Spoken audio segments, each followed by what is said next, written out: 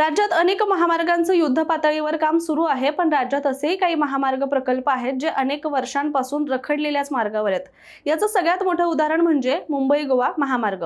पण आता अशाच एका महामार्गाच्या कामाला गती मिळाली आहे, जो तब्बल 40 वर्षांपासून प्रलंबित होता। तर तो महामार्ग म्हणजे बॅरिस्टर AR अंतुले यांनी मुख्यमंत्री असताना म्हणजे साधारण 1980 च्या काळामध्ये रेवस रेड्डी सागरी महामार्गाची संकल्पना मांडली होती। मात्र रायगड रत्नागिरी जिल्ह्यातील खाड्यांवरील पुलांची कामं रखडल्याने हा महामार्ग अस्तित्वात येऊ शकला नव्हता आणि आता अखेर या 4 दशकांच्या प्रतीक्षेनंतर या सागरी महामार्गाच्या कामाला पुन्हा एकदा गती प्राप्त झाली आहे।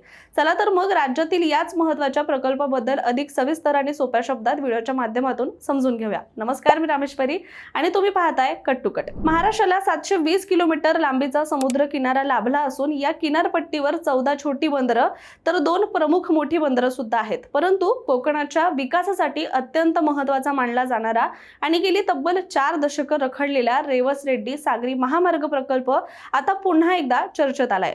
अनेक वर्षांच्या प्रतीक्षेनंतर या महामार्गाच्या कामाला प्रत्यक्ष गती मिळू लागल्याने कोकणवासियांसाठी हा दिलासादायक आणि आशादायी टप्पा सुद्धा आता ठरू लागलाय। मुंबई गोवा महामार्गावर सतत वाढणारी वाहतूक, प्रवासाचा वाढता कालावधी आणि पर्यटनाच्या दृष्टीने अधिक सक्षम पर्यायाची गरज लक्षात घेऊन या सागरी महामार्गाची संकल्पना मांडण्यात आली होती। विशेष म्हणजे ही कल्पना आजची नसून 1980 साली तत्कालीन मुख्यमंत्री बॅरिस्टर AR अंतुले यांनी सर्वप्रथम मांडली होती। त्या काळामध्ये कोकणातील नैसर्गिक सौंदर्य, समुद्र किनारे आणि पर्यटनाची क्षमता लक्षात घेता हा महामार्ग भविष्यातील मोठा विकास मार्ग ठरू शकतो अशी दूरदृष्टी अंतुले यांनी तेव्हा दाखवली होती। त्यांच्या कार्यकाळामध्ये या प्रकल्पाची प्राथमिक कामं सुद्धा सुरू झाली। मात्र राजकीय बदलांमुळे त्यांचा कार्यकाळ लवकरच संपला आणि त्याचबरोबर या महत्त्वाकांक्षी प्रकल्पाला सुद्धा ब्रेक लागला। आणि मग काय, त्यानंतर अनेक वर्ष हा प्रकल्प फक्त घोषणांपुरताच मर्यादित राहिला।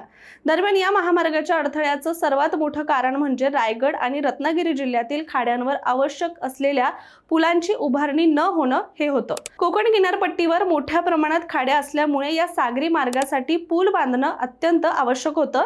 मात्र आर्थिक, तांत्रिक आणि प्रशासकीय अडचणींमुळे हे काम पुढे सरकलं नाही।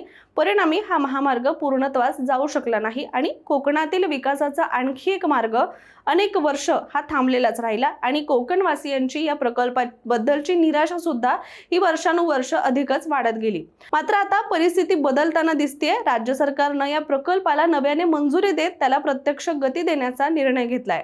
महाराष्ट्र राज्य रस्ते विकास महामंडळामार्फत या सागरी महामार्गावरील 7 महत्त्वाच्या पुलांची कामं सुरू करण्यात आली आहे। याचबरोबर पायाभूत सुविधा विकास महामंडळाच्या माध्यमातून अलिबाग ते मुरुड या भागातील रस्त्यांचं काँक्रिटीकरण सुद्धा वेगाने सुरू आहे। यामुळे या महामार्गाच्या प्रत्यक्ष कामाला आता भक्कम सुरुवात झाल्याचं चित्र दिसू लागलंय। या प्रकल्पातील सर्वात महत्त्वाचा टप्पा म्हणजे खाड्यांवरील पूल उभारणी। अलिबाग आणि मुरुड तालुक्यातील रेवस करंजा, रेवदंडा आणि आगारदांडा या खाड्यांवर सध्या पुलांचं काम हे वेगाने सुरू आहे। हे पूल या महामार्गाचा कणा सुद्धा मानला जात आहेत, कारण या पुलांशिवाय हा संपूर्ण मार्ग हा एकसंथ होऊ शकत नाहीये आणि या पुलांना जोडण्यासाठी आवश्यक असलेल्या रस्त्यांसाठी सुमारे 18 हेक्टर जमीन संपादन करण्याची प्रक्रिया सुद्धा सुरू आहे।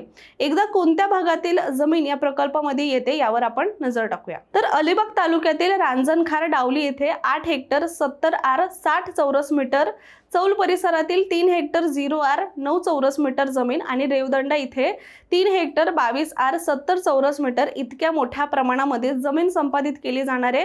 शिवाय मुरुड तालुक्यातील कोलई इथे 92.64 गुंठे तर सावली या ठिकाणी सुद्धा काही जमीन घेतली जाणार आहे।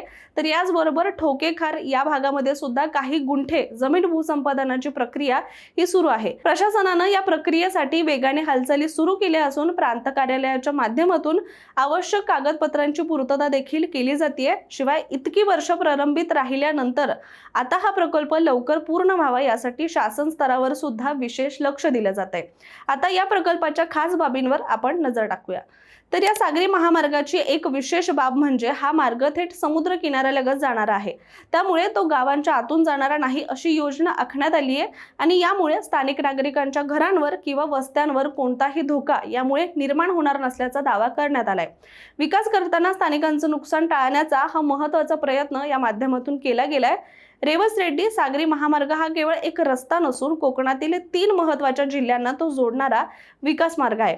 अर्थात रायगड, रत्नागिरी आणि सिंधुदुर्ग या जिल्ह्यांमधून हा महामार्ग जातोय। एकूण सुमारे 498 किलोमीटर लांबीचा हा मार्ग समुद्रालगत धावणार असून त्यातील सुमारे 165 किलोमीटरचा भाग हा चौपदरी असेल तर उर्वरित भाग हा दुपदरी असणार आहे आणि यामुळे प्रवास अधिक जलद आणि सुरक्षित सुद्धा होईल।